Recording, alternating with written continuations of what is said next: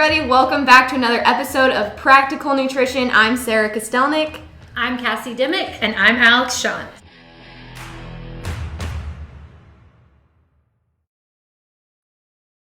And today we are talking about cheat meals. I feel like this is a perfect topic because we're still kind of inching our way past the beginning of 2021. And oftentimes with the new year comes new resolutions. So because most of them seem to be centered towards healthy lifestyle habits, losing weight, we're going to throw some statistics out to you to prove just how, centered around those changes they really are. So on December 1st of last year, 2020, they found that exercising more and losing weight are the most common New Year's resolutions for 2021, which to be honest does not really surprise me. So this year, over 50% of people plan on doing more exercise or improving their fitness, and around 48% of them want to lose weight in general. So we kind of want to elaborate on that from a dietitian standpoint, tell you our thoughts and maybe how you should shape your New Year's resolution, because we think those are great goals to shoot for, but we want to give you guys some tips and tricks on what exactly that should look like. So we're going to explain kind of what this diet mentality looks like, that just overcomes a lot of us when we make goals centered around losing weight and exercising more. So Alix, do you want to kind of go into what this diet mentality is? Yes. So having an ideal shape or figure is part of that diet mentality. So if we're looking on social media, for example, and we see these people that have this ideal figure, it's part of that diet mentality. I want to look like that person. If I eat a certain way, I'm going to look like that person. Also promotes weight loss as a means of attaining a higher status. So being a certain weight, a lot of people come into our office and say, I want to be this weight. Well, why do you want to be that weight? What makes you want to be that certain weight? We don't focus on weight here. We like to focus on body composition. We do a 7-site skin fold. So just focusing so much on weight is part of that diet mentality. And what's a lot of the times on social media and what people like to focus on, which we don't like to focus on that. It demonizes certain ways of eating while elevating others. So you hear people saying, I'm doing low carb, I'm doing no carb, which it's almost impossible to do a no carb eating plan. Again, part of that diet mentality, really cutting things out, cutting whole food groups out. So we don't necessarily like to do that. Ashamed of making certain food choices. So ashamed of having that bread, of having pasta, of having too much fat. Associating a negative relationship with those types of foods is definitely part of that diet mentality. And then it oppresses people who don't match up with this picture of health, which can be very damaging to both our mental and physical health. Some of my healthiest clients are ones that might just be a little overweight on the BMI scale, which we don't necessarily use the BMI scale, but their lab work's fantastic. They're super active. They eat really healthy, but maybe their weight doesn't necessarily reflect that, which again, isn't something that we focus on, but part of that diet mentality is the weight focused centered approach to everything, which we don't like to do, like I already mentioned. But again, cutting out whole food groups and thinking that we need to be a certain weight and certain shape to be healthy, which again, that's not necessarily what we like to focus on. Yes, that's so true. We want to challenge you guys, so we're going to go over 5 characteristics of this diet mentality. And Cassie, if you want to go over those and just ask yourself if you check any of these boxes, and if you do, then this podcast is definitely going to be for you. Yes, so the first one is feeling like you must earn the opportunity to eat food. And we see that a lot. Do you feel like you have to exercise a certain amount or do a certain thing or fit into a certain pair of clothing in order to eat something that you love? That's a red flag. Also, over tracking food intake. We have a lot of our clients that we do have them track, because the first goal of our process of getting healthier is awareness. Where are you? And so tracking can be helpful, but it also it's a slippery slope, because it can also be harmful if you're over tracking things, or maybe you're looking at every single tiny thing you eat, you're weighing everything out. So we try to focus on ways of looking at your plate. You hear us talk about that instead. So if you're over tracking things, or say how many almonds vitamins you usually eat, but you weigh them every single time. Sometimes that can be also a red flag. Macro counting excessively sometimes can be a red flag as well. Again, some of that is helpful, but too much is not a good thing. Restriction of a certain food group is the third one. It could be that you say, I never eat this type of food, even though it's something maybe you want to eat. So that's one. You'll never hear us say, never eat XYZ. You see that on the internet often. Never eat this food to get rid of belly fat. So those kinds of thought processes, that is another red flag. Also, reducing your portion size or really restricting for an upcoming event. So say, you have something you're trying to fit into this dress, or you're trying to fit into, you're going to the beach. And so that is another red flag for a diet mentality. Again, a quick fix to a long-term type of issue. And then choosing foods that are considered clean or diet foods. So if you're eating a bunch of bars because they fit into your macros, for example, and so you feel like that's all you can eat because you know exactly how much is in there, or if you're eating or drinking diet types of foods, that's a diet mentality. Often those are processed, not healthy, and not something that you need to have. So if you're doing those things, it's a red flag.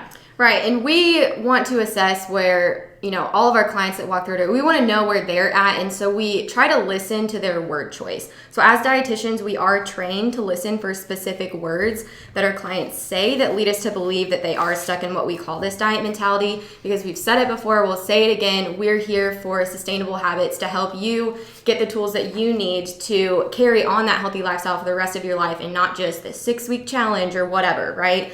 So some things that we hear is, I was being good, or I was being bad, right? Another thing that we hear a lot is guilt. I feel guilty for eating this food or this meal. I had a cheat meal, which we'll go into, more detail on what exactly a cheat meal is, if it's appropriate or not. I can't eat fruit due to the, amount of sugar, or I can't eat this, I can't eat that. I eat a clean diet, or whenever I'm on, XYZ, I can't do this, or I can do that, or I eat this way, right? So when we hear these words as nutrition professionals, we want to look into why our clients are using this word choice, because oftentimes it has to do with their mindset. And mindset is an extremely powerful thing, right? So to us, it's important that we don't hear our clients frame their choices around cheating or being bad or feeling guilty, because this often leads to even more feelings of guilt, restriction, whatever it is. So cheating isn't a feeling that we want you to carry with you throughout the day. And it may actually lead to patterns of restriction or disordered eating that we'll go into as well. Real quick, I'm going to throw a research article out at you guys that kind of just compared. It was a study of college students, so people that more often use the term cheat meal or engage in cheat meal. And basically what they did was give them a questionnaire on cheat meals, if they engage in it, how often they do, and then assessed. It was a score that they got on if they engage in patterns of disordered eating. So without getting into too much details, what they found is that people, especially men, were more likely to engage in patterns of disordered eating, like taking laxatives or restricting or over-exercising right after they engaged in what they defined as a cheat meal. And we don't want you guys to do that. So that's why we want to take this connotation of a cheat meal or feeling guilty or whatever away from you guys, because research is showing that it may not have the best effects on your mental health and the things that you do afterwards. One other thing that I think is interesting as well is the total amount of calories that research shows one may eat if they indulge in their craving and if they don't indulge in their craving. Or there was a study posted in the Journal of Experimental Psychology that found that people who curbed their appetite with this indulgence actually consumed less calories than those who ate what they would consider a healthier option, or not that. Now, we're not saying, yes, go always eat the unhealthy option, but we're just saying that if you do sit there and satisfy that craving, then you might be more likely to stop eating, feel like you satisfied it, whereas you keep going back and eating more and increasing your calorie consumption if you don't satisfy that craving. So, very interesting. That is interesting, and we call that health halo sometimes. I mean, that's a word we use for those foods, because if you look at baked chips, for example, versus regular potato chips, baked potato chips, so the calorie is about the same actually in both products. And people, because they feel like the baked chips are healthier, they might eat twice as many than they would if they were eating the real thing. So we typically would encourage our clients, and we do this ourselves, is if you want some potato chips, then have a serving, enjoy every minute, and then move on, instead of going and eating the whole bag of the baked chips because they're healthier. So, because they're really not. So that's not right. That's a healthy low, you know. So they're not healthy either. So just be aware of that and what your pattern is. So that's an interesting study. And we said the word cheat meals too. So Alix, if you want to kind of dive into why we aren't necessarily for what we call cheat meals. Yeah, so cheat meals may lead to patterns of disordered eating. So restriction, over-restriction of certain things, over-exercising, which we talked about earlier. So if you have that brownie, you feel like you have to over-exercise to burn a certain amount of calories. Vomiting, laxatives. We see people utilizing laxatives to go to the bathroom more to try to get rid of those calories, when even though we've already digested a lot of them anyways. Patterns of restriction and overindulgence are typically not sustainable. So these cheat meals, for example, we sometimes see clients sabotage themselves on the weekends, what we call it. So if we see people having cheat meals for breakfast, lunch, dinner, and then breakfast, lunch, dinner the next day, and then they're like, Monday, I'm going to start again. That's kind of that diet mentality that we talk about, and cheat meals sometimes lead into more cheat meals, or it's just this large meal, and then you end up feeling guilty about it, which again is some of that phrasing that we look for, and then the rest of the week they feel like they can't have certain things. So it kind of leads into that type of mentality and those types of words, and that we want to try to get away from that. We do find everything in moderation. So cheat meals, like Sarah said, aren't for cheat meals. Depending on how you are engaging in cheat meals or periods of restriction and overindulgence, it's a hard word. It can potentially have negative effects on cardiometabolic health. So weight cycling can lead to fluctuations in blood pressure and heart rate, which nobody wants. Fluctuations in glomerular filtration rate. So that's a measure of how your kidneys are doing, and that can affect your kidney health, which again, never a good thing. It can affect our glucose and our lipids. So if you're getting that blood work done and you're seeing those big fluctuations, that can be part of that as well. It could be messing with your blood sugar a little bit, that glucose part. So if you're not eating all day and then you're having this huge cheat meal, that can affect your blood sugar, which again isn't a great thing. It can be hard on your insulin to handle all that. All these mechanisms can lead to an increased cardiac load, glomerular damage, insulin resistance, damage to blood vessels. I mean, there's lots of things that can happen from this diet mentality, these cheat meals, which can all put you at an increased risk for cardiovascular disease, renal disease, type 2 diabetes. I mean, there's lots of negative effects of these types of cheat meals being used. So again, we like balance. We like moderation. If you want that burger, maybe have a salad with it instead of having a burger and fries and then Andy's and then just feeling just overall not so great because it's just a lot of greasy food. And again, if you eat those types of things and let's say that you have been eating real healthy and then you eat something like that, it's gonna just make you feel not that great. So it's important to practice that moderation, having lots of balance in your day and avoiding just those cheat meals altogether. And that also goes for, you guys have probably heard the term like yo-yo dieting. So people that don't pay attention to what they're eating and then they go and they're on this extreme restriction because they're dieting, right? So that also puts you at increased risk for these cardiometabolic disorders as well. So keep that in mind. And Cassie is going to wrap us up with what we are for, what we would rather you guys do instead of using the term cheat meals and all of these other things that we talked about. Yes. So diet's a 4-letter word you shouldn't use for sure around us. So, but in general, and for, before we talk about what we want you to do, I also just want to emphasize that feeling this way about food is very normal. So I think all of us here at this table too have had some of those feelings, and maybe, that's one reason I went into nutrition, is because I was confused and I, thought there had to be a better way to eat and be happy and have balance. And so if you do feel this way, don't feel bad about that. But just, the mind is a very powerful thing, and how you talk to yourself about your choices and how you talk to yourself about your body really impacts how you feel in general. And so that's what we're trying to help you with, is how you think about food, because it doesn't have to be a stressful, horrible thing to be healthy. So that's what we really want to focus on. But conscious indulgences, I love that. That's what we want you to think about them. You have intention. You are, I know it's the same type of thing where you're having something that maybe isn't what you typically would eat because you just want to have it, but it's a different way of thinking about it. So diet is a negative word. Cheat is a negative word. Bad is a negative word. Those are all negative things. We want you to flip it and think of a positive word for it. And clean, I know, is a positive word, but that makes it seem like other foods are dirty, so that's another word we don't really like. So I think fun, intentional indulgence, being conscious about it, that really says you have control over the situation. You're making a conscious decision to have that food, and it's something that I encourage my clients to do on a weekly basis. And that, again, isn't a cheat meal. It's thinking of it as practicing having those fun foods that you really enjoy in your life and doing it in a healthy way. So Alix mentioned the balance part. My goal is always to go into whatever meal or place I go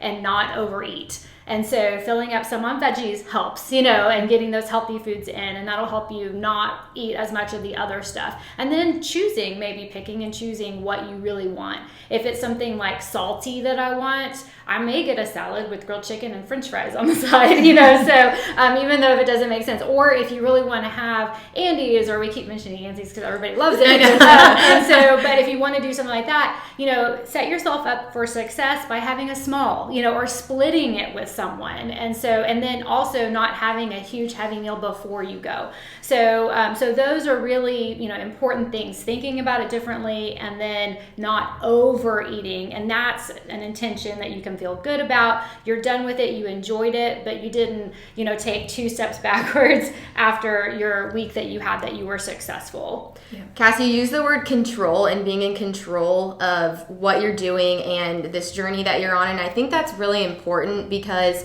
a lot of our clients feel out of control, and that is, why they seek the help of a nutrition professional. But giving yourself this control and giving yourself this permission to allow you to participate in what we call conscious indulgences, right? Maybe you want a dessert tonight and you eat it because you want to, or maybe you don't because you're satisfied from dinner. Allow yourself to go through that thought process, experience those emotions, understand what happens when you make this decision and when you don't, and just go from there, right? Do what you want to, but practice balance and practice self-control. Oftentimes we'll use like the 80-20 rule or the 90-10 rule, where you eat healthy foods most of the time, and then you allow yourself to have those fun foods, those foods that you eat for enjoyment. It's what we do most of the time that makes a difference, and not the things that we do here and there. There's a lot of family traditions that are centered around food, and we want you to go in there in control of yourself, in control of your food choices, and enjoy your time there, because it should not be a stressful thing. And if you need help with that, we can help you, but understand that you are in control of yourself and you are in control of your choices is extremely important. So we are not encouraging you guys to eat whatever you want, whenever you want, right? We're just encouraging you guys to change your mindset, allow yourself to enjoy healthful foods and fun foods, create that balance. If you do feel like you have problems controlling your intake, seek the help of a nutrition professional. That's what we're here for, right? Recognizing this diet mentality in your life and noticing when it comes up for you is the first step in taking yourself out of this way of thinking, putting yourself back in control. So we are working with some clients in our 12-week challenge about all of this stuff. Shout out to you guys. You guys will probably be listening to this later. But like I said, if you do have any questions or concerns about this, reach out to us. You can email us at info@achievingyourbest.net, call our office phone, or look us up on social media and send us a question. So I think that about wraps us up. Do you guys have anything else to add? That's it. That's great. Yeah. All right. Thanks, guys, for tuning in. We will see you next week. Bye.